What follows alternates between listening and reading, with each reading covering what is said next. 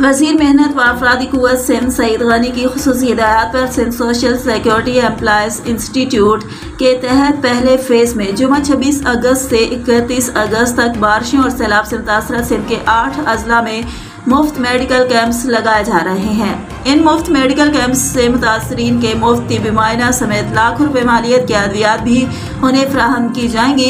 इस मौके पर वज़ीर मेहनत व अफरादी क़ुव्वत सिंध सईद गनी ने मीडिया नुमाइंदगान से गुफ्तगू करते हुए कहा कि जिन 8 अजला में ये मेडिकल कैंप्स लगाए जा रहे हैं उनमें डिस्ट्रिक्ट जामशोरो, दादू, सांगड़, कंबर, शहदादकोट, उमरकोट, जैकबाबाद, खैरपुर और लाड़काना शामिल हैं।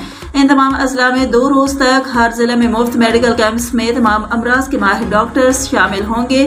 जिस मुतासरा मरीज को अगर अस्पताल दाखिल करने की ज़रूरत हुई तो उसके लिए सीसी की एम्बुलेंस भी हमरा होंगी। इन मरीजों को सीसी के ज़ेरे इंतज़ाम चलने वाले अस्पताल में दाखिल करवाया जाएगा और उनको मुफ्त इलाज भी करवाया जाएगा। रिपोर्ट कर रहे थे मोहम्मद इशफाक चिश्ती, नुमाइंदा ख़ुसूसी मेयो न्यूज़ कराची।